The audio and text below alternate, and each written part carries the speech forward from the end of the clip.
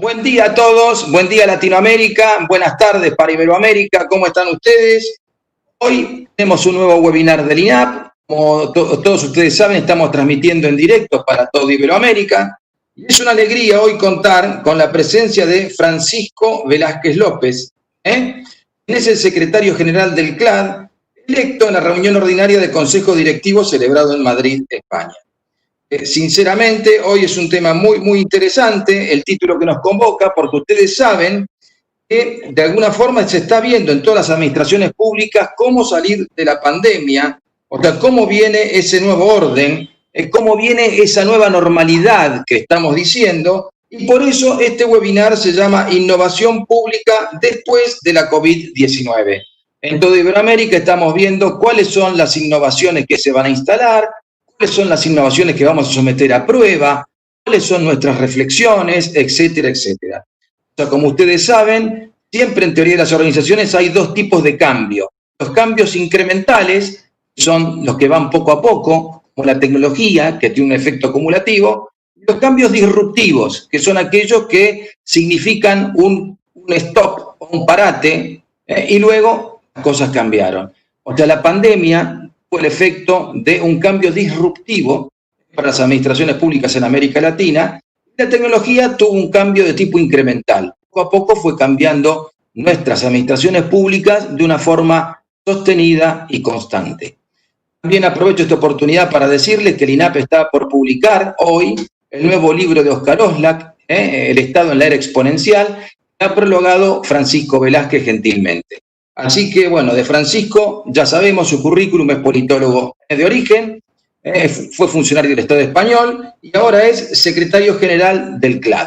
Así que, estimado Francisco, perdón, una cosita más. Esta teleconferencia está siendo transmitida en YouTube al mismo tiempo y luego queda instalada en el canal del INAP Argentina que tenemos en YouTube.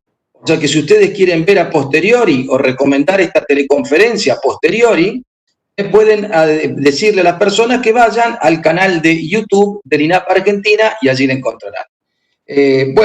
También vamos a desgrabar esta charla y la vamos a publicar en publicaciones.inap.gov.ar. Estas charlas, estas teleconferencias son utilizadas en Iberoamérica como material de estudio en distintas universidades, en los cursos de capacitación. En el INAP Argentina estamos utilizando constantemente estos materiales producidos por quienes hacen la administración pública de nuestros días y lo utilizamos como nuestros materiales de capacitación, nuestros materiales de formación. Estimadísimo Francisco, gracias por estar con nosotros. Adelante con el webinar. En tus manos. Muchas gracias, Alejandro, por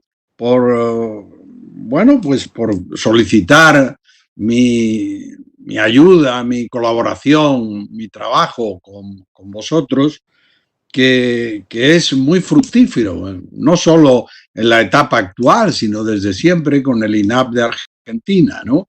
Porque no hay que olvidar que yo trabajé durante muchos años en el INAP de España y en consecuencia pues tuve siempre muy buena relación, incluso personal, con las personas que han dirigido o han estado en los puestos de dirección del INAP de Argentina. Muchas gracias a vosotros. Acabas de darme una mala noticia. La mala noticia es que vas a utilizar como documento escrito mi conferencia, lo cual me obligará luego a corregir los numerosos defectos de dicción que tengo mientras voy expresando mi conferencia, porque ya lo hemos hecho en alguna ocasión y la verdad es que me parece uno de los trabajos peores que uno puede acometer, corregir sus propias palabras y darse cuenta de la cantidad de errores que comete. Dicho esto, Alejandro, te agradezco mucho a ti, a vosotros, a la secretaria de Empleo, a todo el gobierno argentino que contéis con nosotros y también aprovecho la oportunidad para decir públicamente que estáis realizando una gran labor editorial, una gran labor de webinar, una gran labor de capacitación para todos los funcionarios argentinos y muchas veces aprovechándose de ello los funcionarios de otros países iberoamericanos y en consecuencia pues os animo a que continuéis en ese planteamiento y desde luego contar con el CLAD para todas las posibilidades que veáis de trabajar conjuntamente o de hacer cosas en las que participemos ambas instituciones. Sin más, empiezo a hablar de la cuestión que nos trae aquí hoy, que es la innovación pública después del COVID-19. La primera afirmación que quiero hacer, que estoy seguro que los colegas argentinos estarán de acuerdo con nosotros, es que esperemos que esta crisis sanitaria de salud pública, que será también, lamentablemente, que está siendo ya una crisis de carácter económico y social, permita dar un giro de 180 grados después de 3 décadas de políticas restrictivas en lo que se refiere al sector público en todo el mundo occidental. Esperemos que esta crisis, este gran comportamiento de los funcionarios públicos de salud pública, los funcionarios públicos sanitarios, los funcionarios públicos de mantenimiento de los servicios esenciales, nos genere un mayor fortalecimiento del Estado y no un planteamiento en el que ahora vamos a entrar, en el que al final sea una reducción del gasto público la llamada solución de todos los problemas, porque todo eso no nos conduce más que a generar todavía una mayor debilidad de nuestros estados y, en definitiva, a encontrarnos con una situación peor para cualquier otra pandemia que venga y que probablemente, como dicen los expertos, es bastante probable que nos suceda. Otra idea que quiero poner de manifiesto la obtengo de un profesor también universitario que en este momento es ministro en España, que es Manuel Castells, que dice: la nueva normalidad no es la vieja normalidad. Es decir, estamos, la idea que a todos no se nos ocurriría, la que desearíamos, es que casi se pareciese mucho a lo anterior, pero probablemente no va a ser así, porque no se trata de un paréntesis. Como dice Castells, va a ser un punto y aparte. Un punto y aparte va a significar que vamos a tener que hacer las cosas de forma diferente, que vamos a vivir de forma diferente y que vamos a trabajar de forma diferente. En consecuencia, también los estados, las administraciones públicas se tienen que comportar de una forma distinta. Voy a empezar hablándoles a ustedes de una propuesta que el CLAD realiza y que en teoría pueden aprobar todos los estados el día 8 de octubre, que vamos a tener una reunión relacionada con la Carta Iberoamericana de Innovación en la Gestión Pública. Esta carta ha sido discutida por todos los países, muchos países han enviado observaciones, entre otros, por cierto, Argentina, observaciones que se han aceptado, y vamos ya por el borrador número 5, de manera que nuestra carta, yo creo que con este borrador y quizás otro, ¿no?, finalmente será aprobada por unanimidad en la reunión de ministros y ministras de este año, del año 2020, que se celebrará obviamente de forma virtual, lamentablemente, aunque nos gustaría realizarlo de forma activa, de forma presencial. Y entonces en esta carta, fíjense que nos sirve de introducción para esta charla, hablamos de los 5 pilares de la llamada innovación inteligente. La primera es una orientación y visión estratégica, un análisis de prospectiva de las administraciones públicas. ¿Hacia dónde vamos? ¿Dónde queremos ir? Esta es una parte importante de la innovación. La segunda es la gestión del conocimiento. Lamentablemente llevamos muchos años con el planteamiento de que nuestro conocimiento se pierde físicamente, incluso cuando nuestros funcionarios más de mayor edad se nos marchan, o cuando se nos marchan algunas personas esenciales para la organización, y aún no hemos encontrado nuestro mejor sistema de gestión del conocimiento, a pesar de que yo creo que la tecnología nos lo permite. El tercer aspecto es la inteligencia colectiva, es decir, trabajar no solo con la nuestra, no solo con la de nuestros colaboradores más centrales, sino también con toda la organización. Y con toda la organización y muchas veces también con los ciudadanos, con las empresas, de manera tal que la inteligencia existente, el conocimiento existente, sea para todos y sea en beneficio de todos. También la inteligencia artificial. Estamos en los albores, hemos empezado ya la cuarta revolución industrial, vamos a utilizarla, no solo esporádicamente, vamos a utilizarla de forma sistemática, vamos a digitalizar los expedientes, vamos a robotizar aquello que se pueda robotizar. Yo les hablaré un poquito más tarde de lo que yo llamo la asincronía en el servicio público. Es decir, que se puedan prestar los servicios en cualquier momento del día y de la noche, incluso en los periodos de vacaciones. ¿Por qué? Porque la tecnología nos lo permite. Es más, lo hemos hecho durante la pandemia. En consecuencia, de ahí tenemos que sacar experiencias de manera tal que muchas veces eliminemos plazos engorrosos o eliminemos posibilidades de que se dilate el proceso de prestación del servicio, porque tecnológicamente podemos hacerlo de forma inmediata. Y el último aspecto es el relacionado con la gobernanza. Tenemos que construir entre todos en las administraciones públicas un modelo democrático, inclusivo, abierto y transparente. Lo que hemos hablado siempre de una gobernanza democrática, de un gobierno abierto, es lo que debe ser, en definitiva, una de las conclusiones básicas de esta Carta Iberoamericana de Innovación en la Gestión Pública. Y por eso me gustaría transmitirles a ustedes y recordarles una máxima que todos debemos de tener presente, que es que innovar es crear valor público. Innovar es crear valor público. No solo se crea valor público cuando hacemos las cosas más rápidamente o cuando lo hacemos con un coste menor o cuando lo hacemos para mayor satisfacción, sino también cuando innovamos. ¿Por qué? Porque ahí conseguimos una mayor eficacia y una mayor eficiencia generalmente. Por tanto, innovar es crear público y merece la pena que todos trabajemos en ello. Merece la pena que estemos, en definitiva, todos presentes en el proceso de innovación. Y en función de ello, a nosotros, tras la pandemia, nos quedan lo que nosotros llamamos en el CLA los 4 retos tras la pandemia. El primero es el fortalecimiento de las instituciones. Repito la primera idea que di. No podemos tener tras la pandemia unas instituciones más débiles, sino más fuertes. Segundo reto, mejorar el funcionamiento de las administraciones.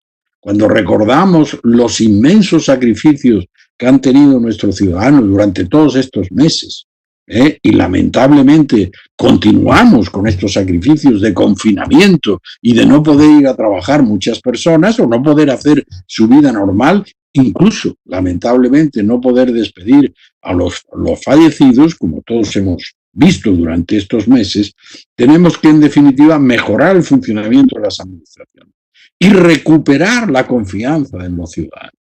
Recuperar la confianza porque estos ciudadanos están en ciertos momentos, en ciertos países, en ciertas unidades poblacionales, en un proceso obviamente de tensión. Llevamos muchos meses y en consecuencia las administraciones tienen que esmerarse para que los ciudadanos vuelvan a confiar en ellas. Y finalmente, el cuarto reto es el reto de introducirse o prepararse para la cuarta revolución industrial. Sobre estas 4 ideas son sobre las que yo voy a desarrollar mi intervención. Primera idea o primer reto, el fortalecimiento de las instituciones. El primer debate que vamos a tener todos presente va a ser, hemos gastado mucho, tenemos que reducir el gasto. En consecuencia, tenemos que disminuir el número de los funcionarios, tenemos que pagarle menos a los funcionarios, tenemos que reducir el sector público, tenemos que disminuir el gasto público. Esa es una opción, es la opción clásica, es la opción neoliberal, es la opción restrictiva, es la opción de los llamados ajustes. Hay otras opciones, Es la opción en la que podemos recordar que muchos de nuestros errores en la pandemia han sido porque precisamente nuestras administraciones públicas no eran lo suficientemente sólidas, no eran lo suficientemente fuertes, no teníamos el número de médicos o de sanitarios o de personas especialistas en salud pública suficiente para atender la pandemia. En consecuencia, otra opción es fortalecer las instituciones. traer más personas a llevar a cabo estos servicios, comprar más máquinas, más instrumentos, prepararnos tecnológicamente para hacer frente a otras pandemias y, en consecuencia, incluso aumentar el gasto público. Segundo aspecto relacionado con el fortalecimiento de las instituciones es tener una función pública más profesional, mucho más profesional, con neutralidad política, que sea cada vez más experta, que sea capaz de llevar a efecto sus políticas públicas incluso en situaciones como las que hemos tenido en estos momentos. Y el tercer aspecto es que, y una idea que yo creo que desde el CLAD pregonamos en todos los países, es que una administración profesional exige menos recursos a medio plazo. Es decir, quizás al principio tenemos que contratar más personas, quizás al principio tenemos que capacitarlos más, quizás tenemos que crear más instituciones, pero a medio plazo hemos gastado.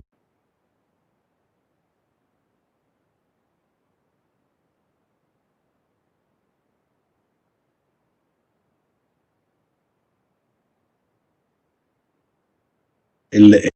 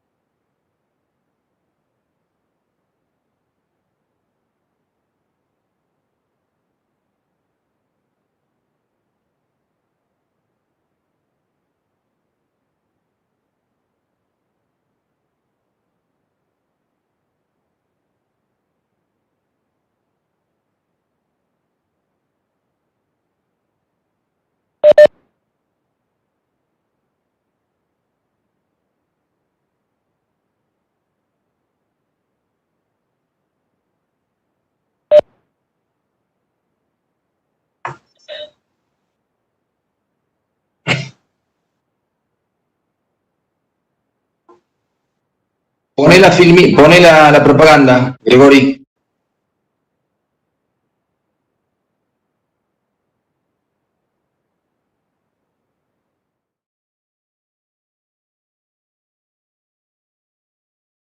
Hola, ¿qué tal? ¿Cómo están? Mi nombre es Alejandro Esteves, soy el director institucional del INAP y este video tiene como objetivo contarles que en los próximos días sale un nuevo número del QINAP, Cuadernillos INAP. Esta es una publicación periódica que pretende mostrarles el grado de avance que hay en nuestras investigaciones, artículos de actualidad, ideas, reportajes, que sirvan para transformar, para que aprendamos juntos. En el INAP estamos trabajando con la idea de comunidades de práctica. ¿Qué dice la comunidad de práctica? Que toda organización está integrada por gente y que esas personas, cada una, tiene un conocimiento que puede ser valioso si es capitalizado correctamente. Por eso el QINAP es una herramienta que ponemos a disposición de esa comunidad de aprendizaje para mostrar las ideas, lo que conocemos juntos, lo que investigamos juntos, lo que avanzamos juntos. Así que quedo a su disposición en la página del INAP. Ingresen y busquen Cuadernillos QINAP y vamos a estar muy contentos de que nos lean, nos sigan, nos hagan aportes y de alguna forma nos hagan saber su opinión sobre ellos. Muchísimas gracias.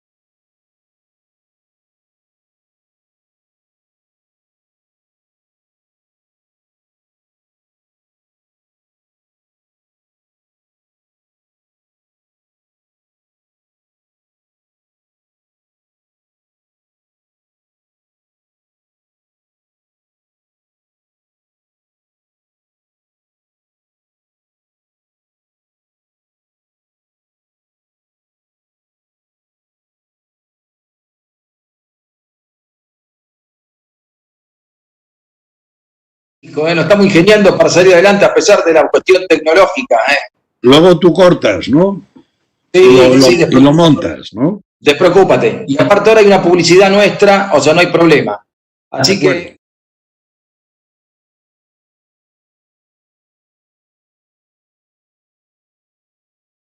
2, 3.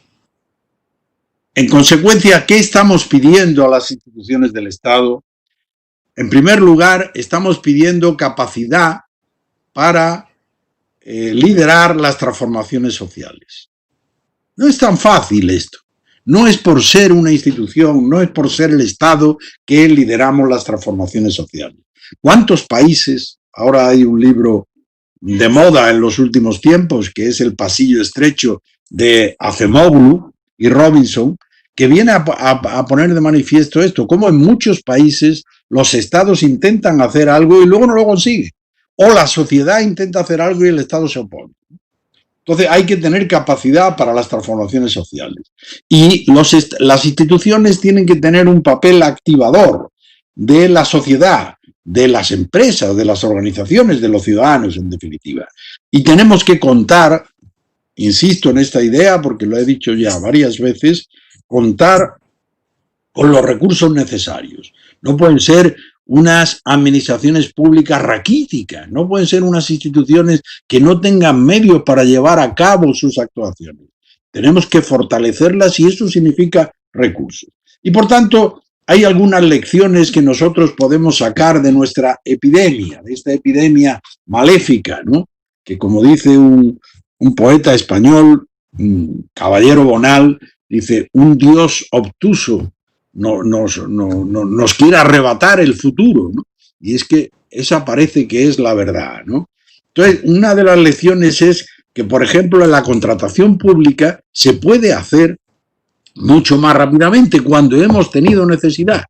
Y esto es sumamente importante porque de ahí podemos sacar lecciones en el sentido de que a lo mejor determinados plazos o determinados requisitos no eran tan necesarios.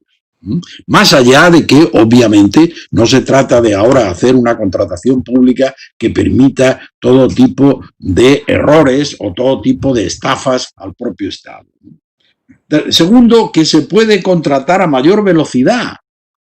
Es decir, no solo 3 meses, 6 meses, presentar la documentación, 15 días, 20 días, reunirse el comité. Ahora lo hemos tenido que hacer más rápidamente y yo creo que la inmensa mayoría de los estados y de las instituciones lo han logrado. Y se hace necesaria una revitalización del sector público. Probablemente, como ocurre en todas las crisis, decía Ortega y Gasset, que una crisis puede ser vista siempre como un elemento negativo. Ortega y Gasset, de tanta influencia y tanta importancia, porque unos cuantos años en Buenos Aires, en Argentina. No solo es una crisis algo negativo, es también el momento en que empezamos un nuevo camino. Y muchas veces de las crisis, como lamentablemente de las guerras, hemos sacado también invenciones y elementos que han dado un importante salto adelante en la historia de la humanidad. Y otro de los aspectos que tiene que ver con esta epidemia es el reto que yo llamo el reto número 2. El reto número 2 es el de mejora del funcionamiento de la administración pública. Nuestra administración pública tiene que mejorar. Nuestra administración pública tiene que esmerarse en la transparencia, en la rendición de cuentas, al que antes llamábamos control, pero que también es importante la rendición de cuentas, y en la participación, es decir, lo que hemos denominado en los últimos tiempos el gobierno abierto y que en definitiva es el fortalecimiento de la gobernanza. Y un elemento importante que parece de cajón, parece como nosotros decimos de perogrullo, pero que muchas veces no se lleva a cabo, es el elemento relacionado con la culminación de las políticas públicas emprendidas y no solo iniciarlas. Las políticas públicas no pueden consistir en que hagamos un ferrocarril a medias, porque ya cuando ha terminado el periodo presidencial ya no tiene interés el nuevo presidente. No, las políticas públicas tienen que ser fundamentales para el desarrollo económico y social e igualitario de la sociedad. En consecuencia, de ser posible, deben ser pactados entre todas las fuerzas políticas y, en consecuencia, deben llevarse adelante. Por tanto, tienen que culminarse. El sector privado, por otra parte, ha introducido nuevas formas de ofrecer servicios y nosotros, en el ámbito público, tenemos que culminar, tenemos que colmar las expectativas de los ciudadanos, porque estos tienen más expectativas, tienen más que antes. Ya antes decían, bueno, la administración es antigua, es lenta, bueno, soluciona las cosas relativamente. No, los ciudadanos han visto cómo los prestadores de servicios, públicos o no públicos, pueden hacerlo más rápidamente y que en unos países se hace más rápidamente que en otros. Y que cuando a veces esto es ejercido por determinadas instituciones, se hace muy bien y muy rápidamente. Por tanto, los ciudadanos también piden que todo esto se haga mucho mejor. El reto número 3 es el reto de recuperar la confianza de los ciudadanos. ¿Cómo? Pues, en primer lugar, fortaleciendo los servicios públicos, como decíamos antes, fortaleciendo la institucionalidad, incrementando su eficacia, incrementando su transparencia y, por ejemplo, recordando que se pueden hacer las cosas más rápida y eficientemente. He puesto el ejemplo de la contratación, pero podemos poner el ejemplo de cualquier otro tipo de servicio. Aquí hay un pensamiento filosófico en el que viene a señalar que un mundo en el que los efectos de nuestras acciones son conocidas en tiempo real o casi en tiempo real, obliga a estar en guardia sobre los resultados de nuestra acción. ¿Por qué? Porque recordábamos de hace unos años, ¿no?, cuando se dictaba cualquier orden, decreto o ley, y solamente meses después, incluso años después, los ciudadanos eran conscientes de esa circunstancia. En estos momentos esto es automático. Las personas lo conocen de inmediato. La persona está mucho más informada. Por tanto, esto es importante para que la administración actúe teniendo en cuenta este factor, como actúa, por cierto, el ámbito privado en este tipo de materias. Y hay un elemento que tiene su sentido, que es el elemento que se ha innovado ya desde hace algunos años en algunos países. Por ejemplo, en Argentina se han creado laboratorios de innovación, las instituciones públicas y también no solo del Estado central, sino también de los estados federados o de las municipalidades o ayuntamientos, y con un funcionamiento razonable, porque es el lugar en el que se ponen en marcha ideas que muchas veces no parten del ámbito público, sino que parten del ámbito privado, de organizaciones no gubernamentales, de grupos de ciudadanos que se preocupan por determinadas materias, y de ahí salen grandes ideas o partes de grandes ideas que permiten finalmente prestar unos servicios con una mayor eficacia. El reto número 4 es el reto de la revolución industrial. Hay que prepararse para la revolución industrial.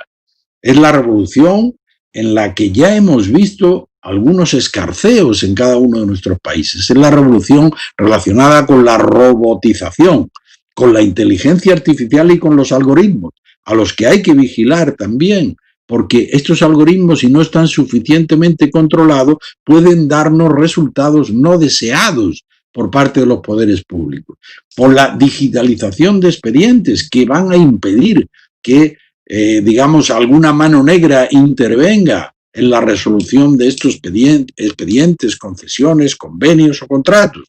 Y fíjense cómo en esta revolución industrial, en un aspecto que, por ejemplo, la República Argentina ha sido también innovadora, que es la cuestión del teletrabajo, esto va a tener una extensión significativa. Ya hemos hablado algunas veces con los colegas argentinos, incluso hemos escrito algunas cosas sobre esta materia que ha editado el INAP, pero es que no lo sabemos todavía, porque al final, cuando termine la pandemia, que esperemos que termine, pues no sabemos exactamente cómo será la nueva normalidad, pero sí sabemos que esta experiencia, que ha sido muy positiva de teletrabajo en muchos trabajos, se va a extender. y en consecuencia, al extenderse, esto va a suponer alteraciones y a veces avances importantes en el ámbito de la prestación de los servicios públicos. La gestión pública tiene que buscar nuevas formas de innovar. No son las mismas de siempre y hacerlo solo más rápidamente, sino que los tiene que hacer de otra manera. El teletrabajo es una manera, pero hay otros muchos caminos, otros muchos senderos que se pueden utilizar, que están utilizando ya determinadas empresas punteras en el ámbito privado y que en el ámbito público también pueden llevarse a efecto. Y a lo mejor hay que abandonar determinados requisitos y procedimientos engorrosos y dilatados. Fíjense que la inmensa mayoría, no digo la inmensa mayoría, me atrevería a decir que todos los datos que le pedimos a los ciudadanos son datos que el Estado tiene, repartidos en distintos departamentos o instituciones o incluso municipalidades o estados distintos, estados federados me refiero. Pero eso no es culpa del ciudadano, eso será culpa de las administraciones públicas. Por tanto, es importante que muchas de estas cuestiones se hagan de forma automática y no le pidamos al ciudadano: tráigame un certificado, tráigame otro segundo certificado, tráigame por favor un documento que atestigue. Bueno, son todos documentos relacionados con los poderes públicos, por tanto usted los debe tener. Hagámoslo. Y dice, es que esto es muy difícil, es muy complicado. Recuerden ustedes que para el pago de los impuestos la administración fiscal lo sabe todo. Si la administración lo sabe todo, ¿por qué no lo podemos utilizar en aquellas cuestiones que estén relacionadas con nosotros mismos? Yo creo que se puede hacer, se está haciendo cada vez más en los países más desarrollados y por tanto tenemos que esforzarnos en ello. Hay un elemento que a mí me gusta en los últimos tiempos utilizar mucho, que es lo que llamo la disrupción. La disrupción, lo hablaba antes el colega Alejandro Estevez, es el cambio en otra dirección distinta, dirigido hacia una nueva normalidad. La pandemia no había sucedido antes, de manera que no sabemos qué es lo que va a ocurrir al día siguiente. No sabemos cómo vamos a tener que hacer las cosas. No sabemos si vamos a tener que estar situados en 1,5 metros de distancia cada uno de nosotros, si vamos a tener que utilizar el barbijo o tapabocas, si vamos a poder darnos la mano, si vamos a poder hacer reuniones presenciales o no las vamos a poder hacer. Si vamos a tener mucha administración virtual o vamos a tener administración presencial como siempre. Si vamos a tener colas en los edificios públicos o todo el mundo va a tener que hacer una especie de cola telemática en la pantalla de nuestro ordenador, ¿no? Por tanto, tenemos que hacer las cosas distintas. Va a ser una sociedad diferente. La nueva normalidad será distinta, como decíamos antes. Por tanto, los problemas serán distintos también. Y en consecuencia tendremos que inventar formas de solucionarlo de forma diferente. Idear, en definitiva, formas diferentes de hacer las cosas. Eso es la disrupción. Y otro aspecto que a mí me parece de relevancia es lo que llamo la asincronía. La asincronía es la que se deduce de todo este trabajo que hemos estado haciendo en los últimos tiempos de teletrabajo o en remoto, y por tanto no parece que exista inconveniente en que la prestación de servicios pueda ser inmediata, automática y asincrónica. Es decir, que se pueda prestar en cualquier momento u horario, especialmente si los expedientes están digitalizados, utilizamos algoritmos o robots. En consecuencia, si tenemos las condiciones adecuadas, la solicitud se puede presentar a las 4 de la madrugada y automáticamente esto se puede solucionar de forma inmediata, incluso muchas veces solo con la supervisión del funcionario correspondiente. Ya no hará falta esperar los 15 días correspondientes. La innovación en el ámbito público es el resultado también, y esto es importante, del equilibrio entre mantener la estabilidad de las regulaciones, importante sobre todo en el ámbito económico, privado, y por otro la necesidad de abordar nuevas formas de abordar los problemas. En consecuencia, tampoco podemos cambiar la legislación relativa a la alimentación cada día y no podemos cambiar las normas de tráfico cada fin de semana y no podemos cambiar los sistemas relacionados con, bueno, pues con la petición o los estudios universitarios, etcétera, digamos, cada día. En consecuencia, tiene que haber una determinada estabilidad, un equilibrio entre la estabilidad de las regulaciones y esta innovación necesaria. Pero esa innovación no es solo tecnológica. La innovación es crear un paradigma de trabajo distinto, ser más ágiles y flexibles, incorporar nuevas ideas y metodologías, y no solo la visión jurídica, que era la tradicional en las administraciones públicas. Hay que incorporar la visión económica, la visión politológica, la visión estadística, la visión tecnológica, en definitiva, en la resolución de los problemas públicos. Y mejorar también, y este es un elemento sumamente importante porque es extenso o extensivo a todos los países.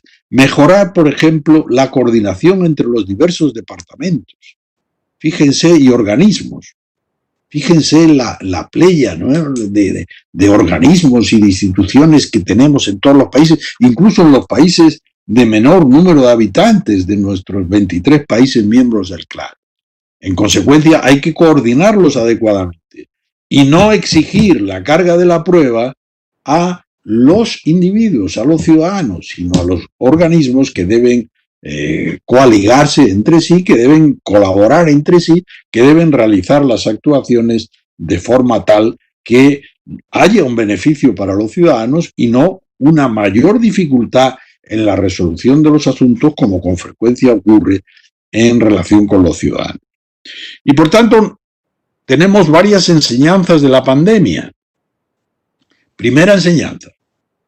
Hemos aprendido, aunque alguna vez lo hubiéramos hecho, la importancia del teletrabajo o trabajo remoto. ¿Cuántos de nosotros alguna vez lo habíamos hecho? Pero era una cosa muy relativa. Ahora lo hemos hecho de forma sistemática. Y a veces hay que decir que con un gran trabajo por parte de nosotros, incluso de mayor número de horas que presencialmente. Segunda cuestión, se han suprimido trámites cuando ha habido una urgencia especial en la resolución de los asuntos. ¿Y qué ha pasado? No ha pasado nada especialmente grave. Alguna vez, desde luego, ha habido alguna cuestión de carácter delictiva, pero lo normal no ha sido eso. Lo normal ha sido un funcionamiento razonable de las administraciones públicas. Tercero, ha habido resultados de las administraciones públicas sin presencia física en las oficinas. Fíjense lo que significa eso. La oficina estaba cerrada y sin embargo hay resultados. El INAP estaba cerrado y sin embargo seguía funcionando. Esto es importante. Eso significa que la presencia no es siempre necesaria. Eso significa que podemos resolver cuestiones más allá de la apertura de la puerta de la institución correspondiente. Esto es un cambio paradigmático, es un cambio que lo que en filosofía se llama epistemológico, es decir, porque es que al final el funcionario era una persona que iba desde las 8 hasta no sé qué hora y ahora resulta que no tiene por qué estar allí y sin embargo el necesario producto que yo necesito me lo da. Cuarto aspecto. Tenemos que se han hecho incluso inversiones tecnológicas a toda velocidad. Algunas instituciones han tenido que dotar a sus trabajadores de computadoras, de ordenadores, de laptops suficientes para llevar a cabo esos trabajos. Y han tenido que ampliarse los servidores correspondientes. Y eso ha tenido como consecuencia también una capacitación acelerada, no solo de los funcionarios, sino también de los jefes y de los responsables, que muchas veces no habían trabajado con este tipo de instrumentos. Y En definitiva, otra de las enseñanzas, y quizás la que las engloba a todas, se refiere a la generalización de las actividades virtuales. Las actividades virtuales no han sido solo algunos organismos punteros, algunos organismos más tecnológicos, han sido todos. Incluso aquellos que no las han reinventado en ese momento, para estar presentes, para estar vivos institucionalmente. Y por tanto nos llega ya el final de nuestra intervención, donde yo de alguna manera les voy a recordar a ustedes las ideas más esenciales que les he señalado. Primero, trato de responder a la pregunta de qué es una administración innovadora y la defino con unas cuantas características, con 6 características. La primera es que cuenta con funcionarios profesionales permanentes, motivados y preparados. La segunda es que utiliza de forma sistemática las tecnologías de la información y de las comunicaciones. La tercera, que colabora con los ciudadanos y las empresas. No solo administra, colabora con ellos. La cuarta, que planifica y ejecuta las políticas públicas. Las ejecuta, no solo habla de ellas, no solo las promete, sino las ejecuta, las lleva a cabo. La quinta, que se apropia de la creatividad ciudadana de inmediato. Tiene una ventana abierta para recibir estas ideas. Y cuando recibe esas ideas, se apropia de ellas. Y la última y más importante es la que practica la gobernanza democrática, que consiste en la transparencia, la ética y la rendición de cuentas, como todos ustedes conocen. Pero la innovación no solo es un tema de los funcionarios, porque debe abarcar a los jefes. A los jefes digo a los políticos, a los ministros, a los presidentes, a los subsecretarios, a los secretarios de Estado, a los directivos también, a los funcionarios o servidores públicos, a los ciudadanos. Hay que educar también a los ciudadanos, porque a veces se ponen en marcha determinadas actuaciones y los ciudadanos no responden. Hay que educarlos también. Y, por ejemplo, los sistemas de firma e identificación electrónica, que a veces en algunos países se ponen de manifiesto, pero los ciudadanos no los utilizan. En la participación, en la correspondencia digital, que se inventa en determinados países y no se pone en funcionamiento porque no tienen público suficiente. Y, en definitiva, ¿qué debe ser nuestra administración del futuro? Y aquí les señalo diversas características. Primero, que debe ser más innovadora, aún más innovadora, que cree, que experimente, que premie lo nuevo, que invente. Segundo, que sea más disruptiva, que haga cosas diferentes, que inicie caminos no explorados, que experimente. Tercero, que sea más asincrónica, que aproveche el teletrabajo y que preste servicios de carácter permanente, más allá de un horario establecido. Y también que sea más tecnologizada, que se abra a la cuarta revolución industrial que está aquí ya, en cooperación, por cierto, no solo con los más listos del lugar que están en el INAP o en la administración pública, sino también con los ciudadanos y con las empresas. En definitiva, que sea una administración más preparada para prestar los servicios públicos eficaz y eficientemente. Muchas gracias a todos por su atención y disculpen las dificultades de carácter tecnológica que no son culpa del INAP argentino, sino en todo caso de el orador que les ha estado a ustedes hablando. Muchas gracias, Francisco. Igual no te preocupes que luego lo editamos y queda bien armadito. O sea que gracias a todos por participar. Y pasamos ahora a las preguntas. Yo lo que te propongo, tuvimos varias preguntas. Me gustaría que las voy leyendo todas y te pediría si pueden ser respuestas breves y filosas, ¿no? Sí, vale. Para atender a todo el público, porque si no siempre uno siente que el que transmite la pregunta es como el traductor, un traidor, ¿no? Es como eso es, traditore. Sí, traditore, digamos, este es coordinador traidor sería, pero bueno. Ya lo sabemos, ya sabemos que las preguntas que no te gusten no me las vas a hacer. Bueno, Vamos, va la primera pregunta de un investigador del INAP, un investigador senior, Norberto Vázquez. Norberto Vázquez pregunta. Oh, Norberto lo conozco. ¿Lo conocés? Bueno, es una buena pregunta, Norberto. Las propuestas innovadoras en las administraciones públicas muchas veces chocan con las normativas vigentes. ¿Cómo se contempla este obstáculo desde la nueva Carta Iberoamericana de Innovación? ¿No? Bien, muchas veces, yo diría que todas las veces. Es decir, sí. Yo cuando entré en la administración, hace ya muchos años, como ustedes conocen, le pregunté una vez a mi jefe si podíamos hacer algo y me dijo como gran argumento, es que eso no se ha hecho nunca. Y yo le dije, hombre, no se ha hecho nunca, pero probablemente, y dice, no, es que eso me da mucho miedo. El planteamiento de la buena gestión clásica era el planteamiento del precedente, de hacer las cosas como se ha hecho. De hecho, uno de los grandes problemas de esta pandemia es que no había precedentes. Como no había precedentes, no sabíamos lo que hacer. El hombre, la persona funciona siempre en función de la experiencia del precedente. Entonces, con mucha frecuencia nos vamos a encontrar que nuestras ideas innovadoras están en contradicción absoluta, incluso con la norma. Entonces, ¿qué es lo que hay que hacer? Incluso, ¿qué es lo que hay que hacer? Fíjense que ya lo han hecho algunos países, por ejemplo, Portugal. Portugal inventó hace un año un sistema en el que le dejaba a los organismos públicos la posibilidad de cambiar sus procedimientos administrativos, teniendo en cuenta su propia experiencia antes de llegar al Parlamento para modificar. Se lo concedía al Consejo de Ministros durante un tiempo determinado para ver los resultados. ¿Por qué? Pues porque imagínense ustedes que quieren transformar en algo cualquiera de los procedimientos, en el caso del INAP, que tienen rango de ley.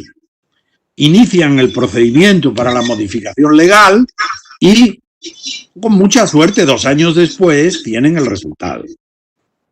Claro, 2 años es un tiempo infinito hoy día, infinito. En consecuencia, ¿qué hace el Consejo de Ministros? Les autoriza, obviamente, después de haberlo justificado adecuadamente. Les autoriza con un decreto ley o con cualquier norma de esta naturaleza por un tiempo determinado. Si resulta bien, se modifican los procedimientos por medio de la ley correspondiente, pero ya va andando el procedimiento. Es decir, se pueden hacer las cosas si hay voluntad, si hay conocimiento, que lo hay, y sobre todo si hay la conciencia de que existe un problema que puede ser transformado. Es decir, que no nos asuste demasiado que esté en contradicción con alguna norma. Cambiemos la norma. Y esta idea que han puesto en práctica los portugueses es una idea que puede ser muy útil, en el sentido de que el Ejecutivo previamente lo pone de manifiesto y luego va al Legislativo para que lo modifique. Porque eso sí que tarda más tiempo y es lógico, porque las leyes no se pueden hacer en 10 días. Perfecto. Va una segunda pregunta que tal vez respondiste en parte, dejo tu criterio. Gustavo Medvedev nos pregunta, uno de los problemas para innovar en el Estado es que no existe un procedimiento para que los agentes presenten propuestas innovadoras. ¿Cómo superar este obstáculo? Bueno, la pregunta tiene una especie de trampa en sí misma. Es decir, la innovación no sabe mucho de procedimientos. En consecuencia, lo que tenemos que tener, decíamos en la innovación antes, que la innovación tiene que venir desde el presidente de la República hasta el último de los ciudadanos. En consecuencia, no podemos tener un jefe, como decíamos con anterioridad, es decir, un jefe que le presentemos una idea y nos diga que no. No, porque eso no se ha hecho nunca. Sino que tenemos que tener un jefe o una jefa que nos anime a iniciar ese camino, que constituya grupos de trabajo, grupos en los que participen varias personas y vayan proponiendo ideas. Ese es el mejor sistema en el trabajo en equipo para al final no sacar todas las ideas que uno, todos hemos aprendido, los sistemas de brainstorming, etc. No se trata de que todas las ideas que salen las llevemos a efecto, pero con que saquemos una, hemos justificado la reunión. Entonces dice, no existe el procedimiento. El procedimiento lo inventamos también. Es una propuesta. La administración pública, como Weber dejó escrito ya hace 100 años, acaba de ser el fallecimiento de Max Weber, como todos ustedes conocen, el centenario del fallecimiento. Entonces, no existe un procedimiento, pero sí existe un derecho de petición, un derecho de propuesta, un derecho de proponer, en definitiva, cómo hacer las cosas de una forma distinta. Perfecto. Vamos, Rodrigo Luis González Cao nos pregunta, ante las limitaciones de infraestructura, ¿cuál es la prioridad de innovación en las administraciones públicas para lograr un impacto efectivo en la sociedad que aumente la valoración del aparato institucional público? O sea, ¿cuál es la prioridad de innovación? Nos está preguntando Rodrigo. Yo creo que a Rodrigo Cao también lo conozco. No conozco a todos los argentinos, pero también lo conozco. A ver, yo iría hacia que la prioridad debería ser, primero, escuchar, abrir canales. Por ejemplo, se me ocurre en el INAP, que seguro que lo tenéis ya establecido, es decir, sistemas en los que las personas puedan proponer modificaciones, sistemas en los que los responsables escuchen a aquellos que son las personas que sufren los servicios, porque a veces lo sufren, o a los que se les presta los servicios. Y por tanto, esa sería la prioridad, escuchar. ¿Pero escuchar para qué? Pues para resolver. No solo escuchar para decirle, qué bien está usted, muchas gracias por le voy a dar un diploma por haberme presentado una nueva idea. No, sino que aquello sirva efectivamente para mejorar. Si hacemos, por ejemplo, un curso en el INAP y hay varias personas que nos plantean la mejor forma de mejorar ese curso, ¿cuál es la prioridad? Que la siguiente edición del curso contenga ya estas mejoras. Esta es la idea. Incluso que estas personas que nos lo han propuesto trabajen con nosotros en modificar el curso. Es decir, la prioridad en las políticas públicas yo creo que es básicamente escuchar a las personas, escuchar a los interesados, escuchar incluso a las empresas o a los científicos. Fíjense que mejor nos hubiera ido si hubiéramos estado escuchando a los científicos desde hace mucho tiempo. Y fíjense cómo en estos momentos, yo escuché el otro día al presidente de la República Argentina, como en estos momentos es esencial el que los científicos nos dan la pauta, los caminos por los que tenemos que avanzar. Otra cosa es que, obviamente, los responsables políticos dicen la velocidad en el que nos introducimos en el camino. Pero el camino adecuado, obviamente, son los científicos y hay que escucharles. Y cuando digo los científicos, digo también los científicos sociales, las universidades, que estudian durante muchos años ese tipo de cuestiones. Muy bien. Los politólogos, ¿no? Francisco, bueno, totalmente, vamos. Sabrina Moya nos pregunta, ¿estamos en una etapa de transición, de cambio de paradigma? Primero, capacitar para la mejora de todos los trabajadores. La innovación es parte de toda esta etapa. O sea, el centro de la pregunta de Sabrina es justamente si estamos ante un cambio de paradigma.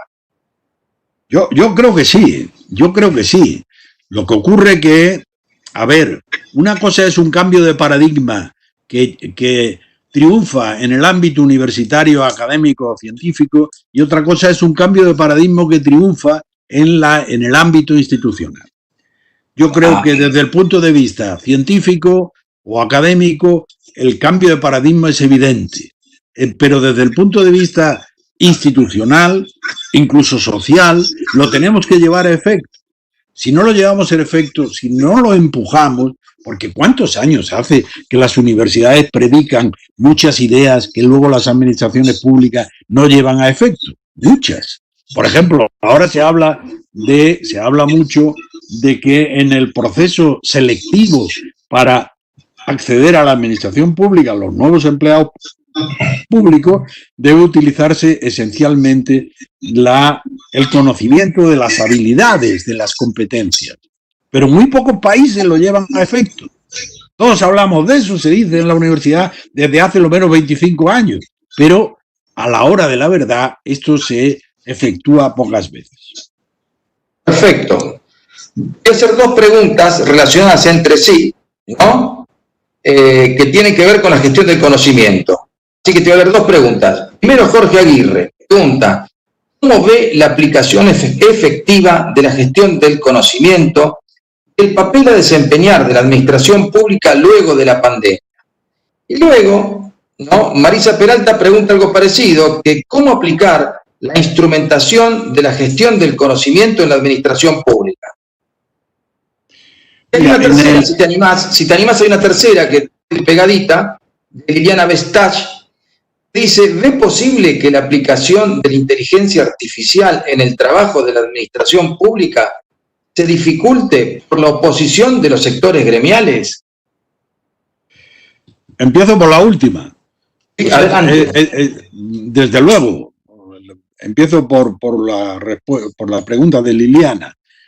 Desde luego, pero lo que yo haría sería primero tratar de pactar con los sectores gremiales, tratar de hablar con ellos, explicarles que nadie va a salir perdiendo con un planteamiento de esta naturaleza, sino, si es posible, todos vayamos a esto, lo que se llama tradicionalmente de ganar-ganar. Y en consecuencia, a veces cuando se les explica se llega a acuerdo, pero es evidente que puede en un momento determinado sufrir la contradicción de determinados colectivos y a los que hay que hacer un esfuerzo de comunicación específico. Y en relación con la gestión del conocimiento, yo les animaría a que consultaran lo que va a ser aprobado casi con total seguridad dentro de poco, que es la Carta Iberoamericana de la Innovación en la Gestión Pública.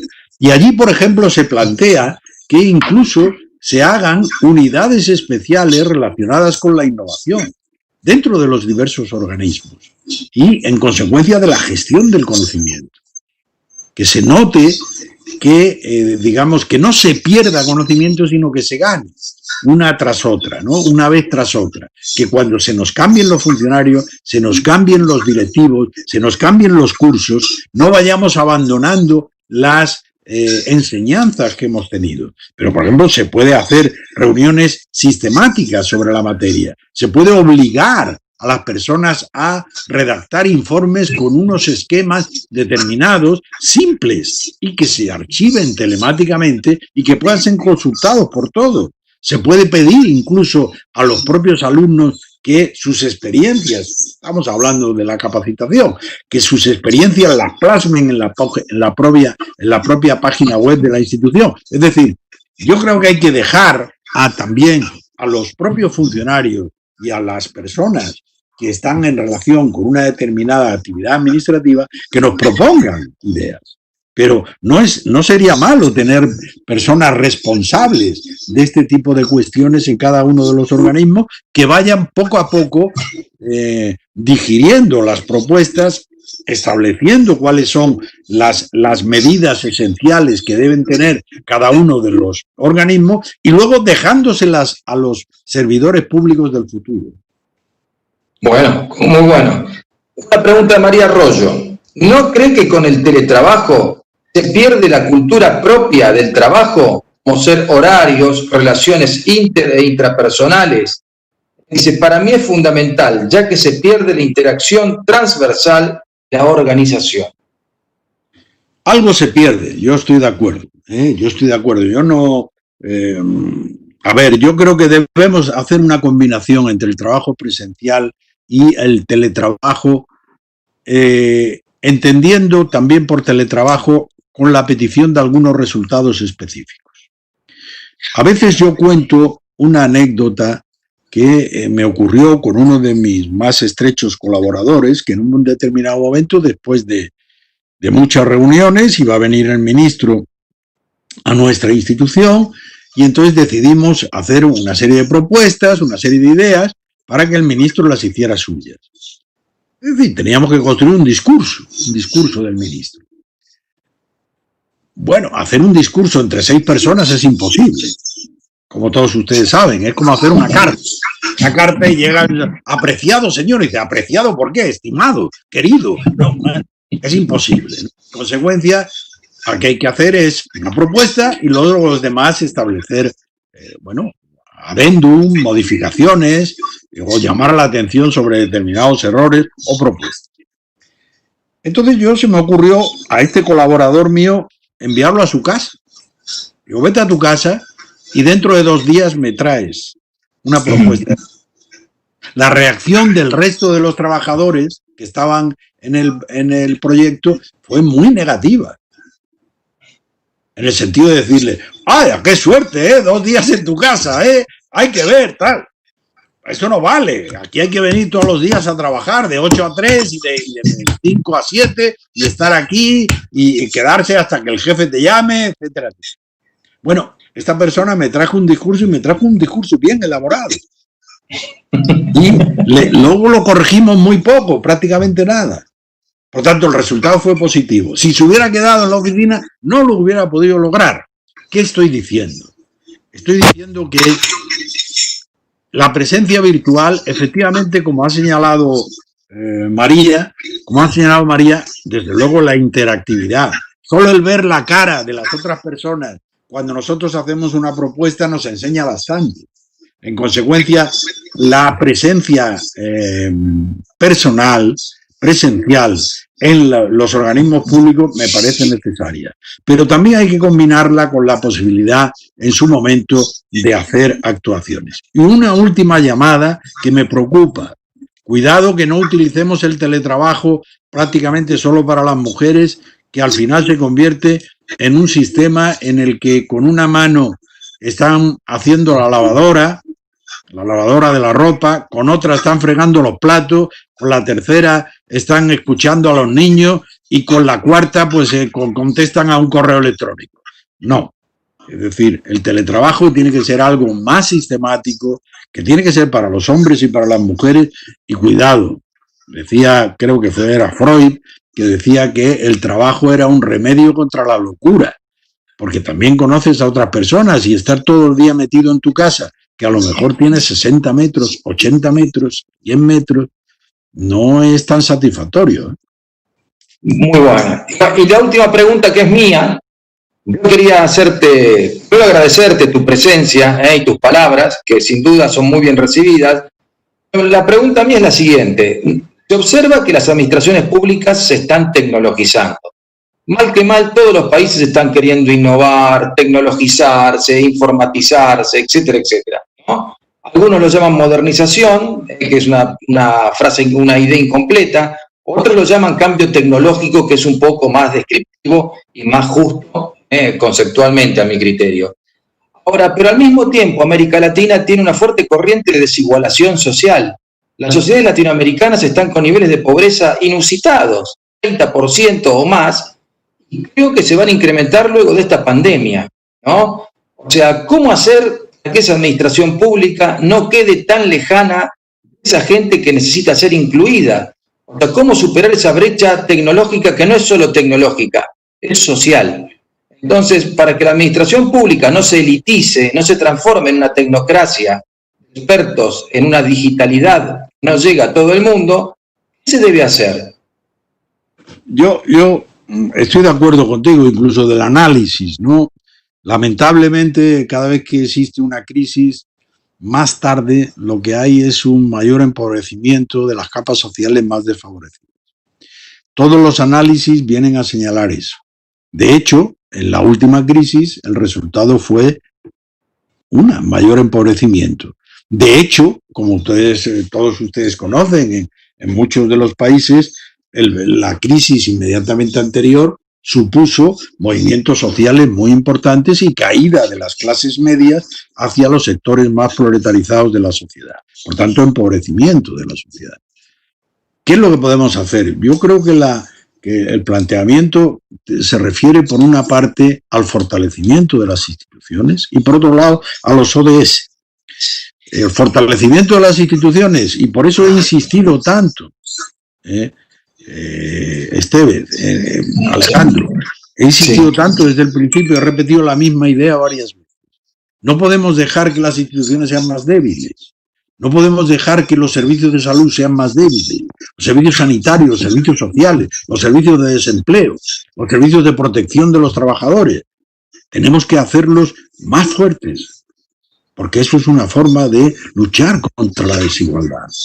A los grandes potentados, los grandes ricos, no les interesan los servicios públicos, no los utilizan. Utilizamos los servicios públicos la clase media y las clases desfavorecidas de la sociedad. En consecuencia, hay que fortalecer los servicios públicos, las instituciones públicas. Y el segundo aspecto es que está hecho ya. El segundo aspecto se refiere a los ODS. Los ODS es un gran programa de gobierno mundial. Y ya que esta pandemia ha sido mundial, hagamos que los ODS también lo sean. En la realidad, uno de los elementos esenciales de los ODS es la lucha por la igualdad.